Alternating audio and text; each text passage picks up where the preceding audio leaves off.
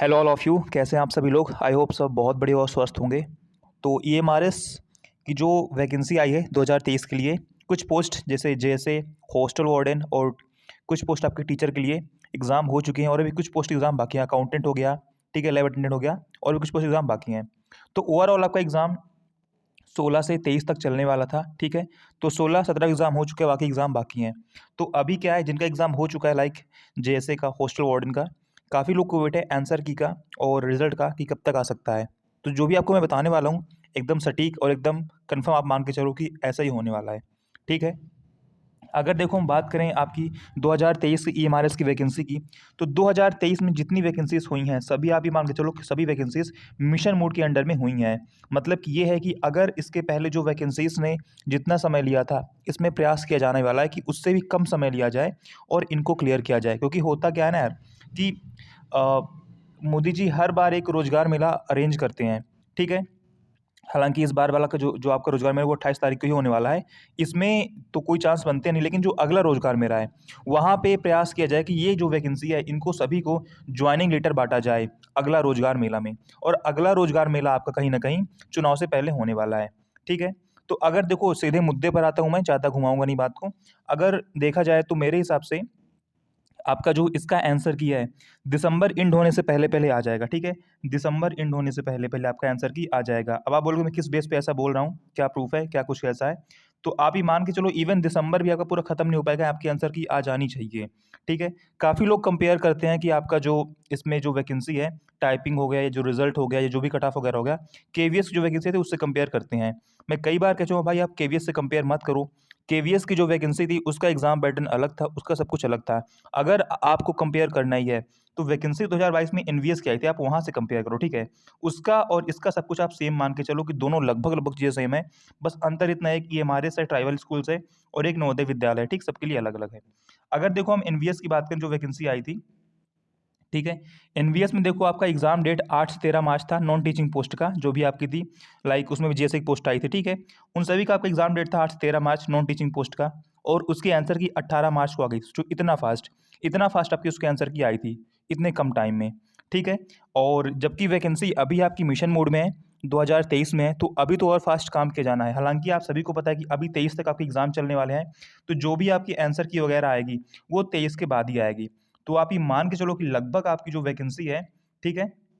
लगभग जो आपका रिज़ल्ट है, मेरे हिसाब से आपका जो आंसर की है, वो मेरे हिसाब से 23 तारीख के तो बाद देखो आपको पता है आनी ही आनी है, ठीक है? इसके पहले कोई चांस है नहीं, ठीक है? आपकी 27 तारीख तक आ जाएगी, ठीक है? 23-27 के बीच आ जाएगी। अगर थोड़ा डिले होता है तो आप 31 दिसंबर रख लो, लास्ट डेट है। 31 से पहले-पहले तो आपकी 100% बोलूँगा, 100% आपकी इससे पहले-पहले आ जाएगी, ठीक है? ये बात रही आपकी आंसर की कि कब तक आ जाएगी? जहाँ तक चांस है आपकी 27 तक आ जानी चाहिए, ठीक है? लाइक जेएसए की और हॉस्टल वार्डन की। बाकी अगर थोड़ा डिले होता भी है, कोई दिक्कत होती है, तो आपकी 31 तक हर हाल में आ जाएगी। बाकी मान लो कोई इश्यू होता है, कोई प्रॉब्लम होती है, लाइक काफ़ी लोग सुन रहे हैं कि एग्ज़ाम पेपर लीक वगैरह हुआ था, अगर ऐसे कोई इश्यू होता है, कुछ दिक्कत होती है, तो अगर वो जानबूझकर रोकेंगे, तभी डिले होगा, इसके अलावा डिले होने का कोई चांस नहीं है।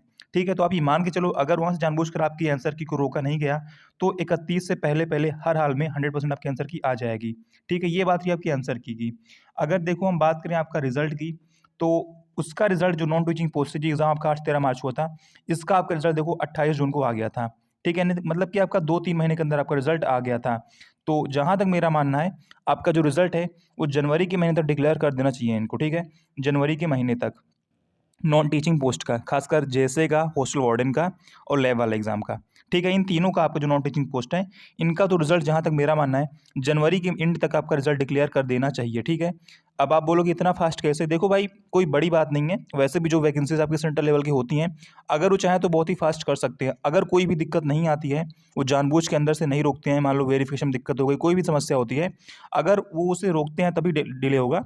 बाकी ऐसे आपका जनवरी के एंड से पहले-पहले आपका जो रिज़ल्ट है डिक्लेयर कर दिया जाएगा। तो मोटी-मोटी मुद्दे की बात ये रही आपकी कि अगर हम आंसर की बात करें, तो ये 31 दिसंबर से पहले-पहले आपकी आंसर की आ जाएगी, ठीक है?